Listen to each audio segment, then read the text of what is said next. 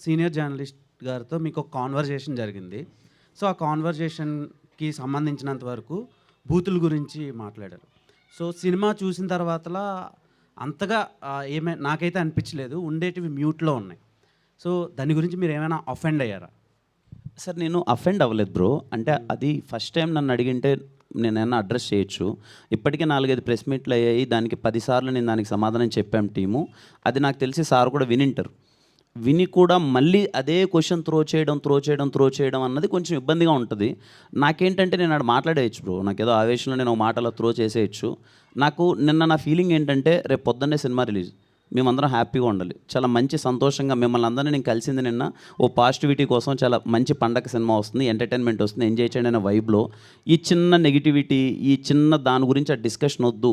ఇప్పుడు నేను ఏదైనా డిస్కస్ చేస్తే అది వైరల్ అయిపోయేసి సినిమా కన్నా ఇది ఎక్కువ డిస్కషన్ అవుద్దు అని చెప్పి నేను చాలా సైలెంట్‌గా ఉన్నాను బ్రో. నార్మల్‌గా సినిమాలో ఏదో కావాలని కామెడీ పెట్టే సినిమాలు కొన్నున్నాయి. ఈ సినిమాలో ఏంటంటే ఒక పర్టిక్యులర్ కీ పాయింట్ ఒకటుంది. ఒక లేడీస్ ప్రతి వుమెన్‌కి సంబంధించిన పాయింట్ అది. అంటే ఆ డిజార్డర్ ప్రతి వుమెన్‌లో కనిపిస్తది. వాళ్ళు ఫ్రస్ట్రేట్ అయినా, స్ట్రెస్‌లో ఉన్నా. సో, అది నేను ఇప్పుడు స్పాయిల్ చేయదలుచుకోవట్లేదు.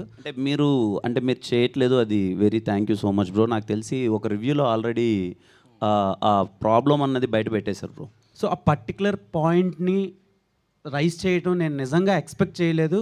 ఇలాంటి ఎక్స్‌పెరిమెంటల్ ఫిలిమ్స్ తెలుగులో ఇప్పటివరకు రాలేదు. ఆ పర్టిక్యులర్ డిజార్డర్ ఏదైతే ఉందో, ఆ డిజార్డర్‌ని బేస్ చేసుకొని ఇండియన్ సినిమాలోనే లేదు. ఫస్ట్ టైం మీరు ఆడియన్స్‌కి ఎక్స్‌ప్లోర్ చేయడం, దాని గురించి ఒక అవేర్‌నెస్ క్రియేట్ చేయడం నిజంగా గ్రేట్ థింగ్ అనిపించింది. Thank you bro.